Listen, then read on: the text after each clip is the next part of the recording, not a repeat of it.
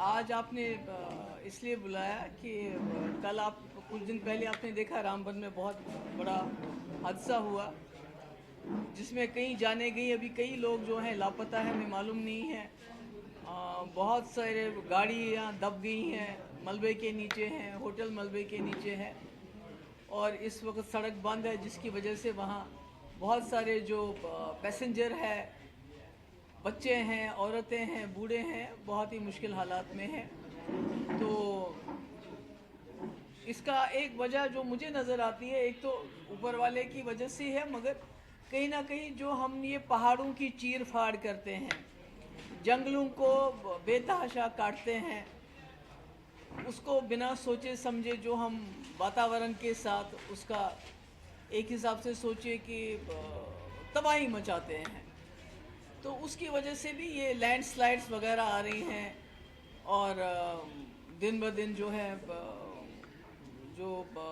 हम पूरा इसके कहते हैं ना, प्रकृति के साथ जो हम कर रहे हैं, तो वो वापसी हमारे साथ हो रहा है और इसमें बड़ा नुकसान हो गया हमारा। कल कुछ दिन पहले वहाँ कई लोग जो हैं उनकी जानें चली गई और कई अभी मेरे ख्याल में शायद मलबे के नीचे हैं, गाड़ियाँ मलबे के नीचे हैं। तो मेरी गुजारिश है सरकार से, एक तो जो वहाँ फंसे हुए हैं लोग सड़क पे, उसका एक तो मलबा बड़ी जल्दी जल्दी हटाया जाना चाहिए, ताकि हो सकता है अगर अल्लाह ताला चाहे, ऊपर वाला चाहे, कोई जान बच भी सके। और दूसरा जो वहाँ बच्चे हैं, औरतें हैं, बुज़ुर्ग हैं या जवान भी हैं, तो उनके तब तक बचाव का, खाने पीने का जो है अरेंजमेंट किया जाए। और मैंने अपने हमारे पार्टी के जो जनरल सेक्रेटरी हैं, जो उसी एरिया के हैं, इम्तियाज़ शान, उसको भी मैंने बताया कि अपनी टीम लेके जाए, क्योंकि अभी तो वहाँ रोड बंद था उस गांव की तरफ। मैंने कहा वहाँ जाके जो भी हो सकता है मदद वो करनी चाहिए। तो दूसरा, जैसे अभी कुछ दिन पहले यहाँ जम्मू में भी तूफ़ान आया था, ज़ालाबारी हुई, यहाँ भी मेरे ख्याल में जो हमारे जो बासमती है, जो हमारे आम के पेड़ वगैरह है, उस पर बड़ा नुकसान हुआ, बहुत नुकसान हुआ।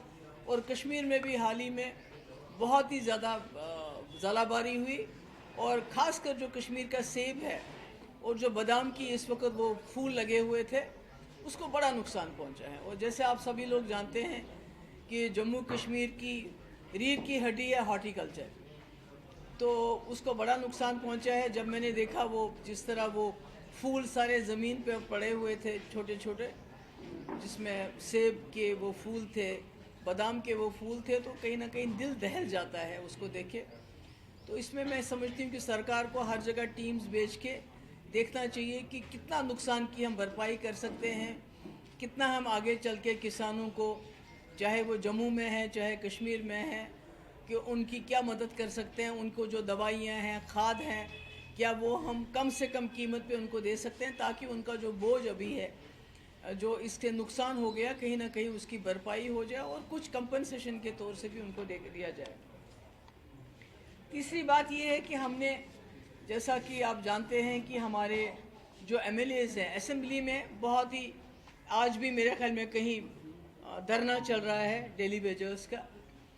तो हमारे असेंबली मेंबर्स ने 3 बहुत ही अहम बिल लाए थे, जिसमें एक तो डेली वेजर्स को रेगुलराइज करने का, जिसमें मेरे वक्त में काफ़ी पेशरफ्त हुआ था। हमने बायोमेट्रिक सबका कराया था और उसके बाद 520 हमने लाया था, उसमें एक एसआरओ कि इनको रेगुलराइज करने का, पर चूँकि सरकार साथ ही में गिर गई और वो नहीं कर सके, तो अब हमने बिल लाया जिसको गवर्नर साहब ने ओके भी किया, मगर बदकिस्मती से सरकार ने उसको असेंबली में लाने नहीं दिया। बड़ा शोर शराबा, ड्रामा ड्रूमा चलता रहा। तो मेरी सरकार से गुजारिश है कि आप इन डेली वेजर्स को जल्द से जल्द रेगुलराइज कर सके, क्योंकि जितने भी हमारे डिपार्टमेंट हैं, पीएचई हो, आरएनबी हो, पावर डेवलपमेंट डिपार्टमेंट हो, इरिगेशन हो, हेल्थ हो, आरएनबी हो, जितने भी डिपार्टमेंट है वो डेली वेजर्स के बलबूते पे चलते हैं। और ये बेचारे जो हैं फाका कशी की हालत में ज़िंदा है। अब 20-20, 25-25 साल से ये काम करें, उनके हालात बहुत ख़राब हो रहे हैं, तो इनको जल्द से जल्द रेगुलराइज किया जाए।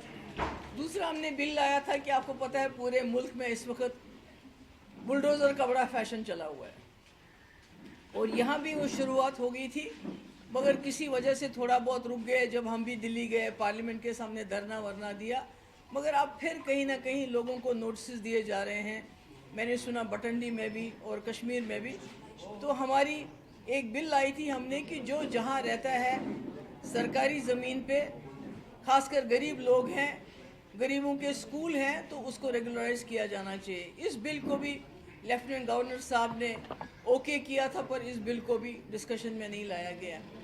इसके अलावा हमने बहुत अहम रेजोल्यूशन लाए थे। एक तो ये हमने लाया था कि इल्लीगल माइनिंग, एक तो इल्लीगल माइनिंग के लिए हमने ये कहा था कि जो माइनिंग है उसको रेगुलराइज किया जाए। मगर मैंने सुना है कि अभी जिन्होंने ऑक्शन पे माइनिंग के कॉन्ट्रैक्ट्स लिए थे, जिन्होंने तमाम जो उसमें जो भी रिक्वायरमेंट्स थी पूरी करने के बावजूद उनको क्लियरेंस नहीं मिल गई है, उनको बंद किया गया है। और जो माफिया है माइनिंग का, उसको चलाया जा रहा है, क्योंकि उससे हफ्ता लिया जा रहा है।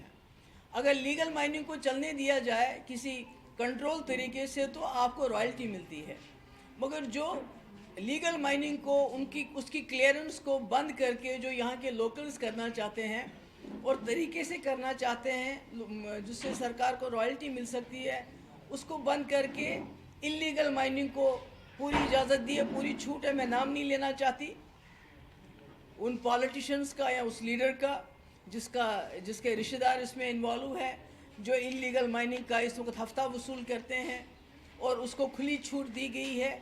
और वो ब्लैकमेल भी करते हैं कि भाई आप हमारा इतना दे दो तो हम आपको माइनिंग करने देंगे। तो मेरी वज़ीर आला साहब से गुजारिश है कि आप इस चीज़ को देख लीजिए कि इससे आपकी सरकार की भी बदनामी होती है, क्योंकि जब से आपने माइनिंग को बैन करने के नाम पे कि हमने माइनिंग बैन कर दी, आपने माइनिंग बैन नहीं की, आपने इल्लीगल माइनिंग को बैन नहीं किया। वो चल रही है और दिन दहाड़े चलती है और उससे बहुत सारा जो है मटेरियल निकाला जा रहा है और उससे आप ही के लोग और दूसरी जमातों के लोग उनसे पैसा जमा कर रहे हैं। इसको बंद कर लीजिए और जिनका ऑक्शन से जिन्होंने इसका टेंडर लिया हुआ है उनकी क्लियरेंस कर दे के उनको माइनिंग की इजाज़त दे दीजिए।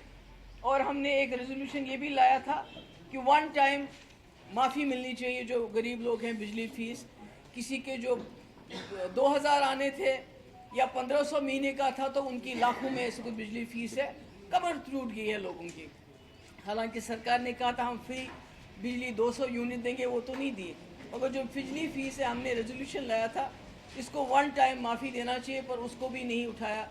बाकी आप इसके अलावा कोई सवाल पूछना चाहें तो पूछ सकते हैं। रामायण 44 का रामन बानी हाल का काफी सेंसिटिव है, बहुत कटिंग हुई है।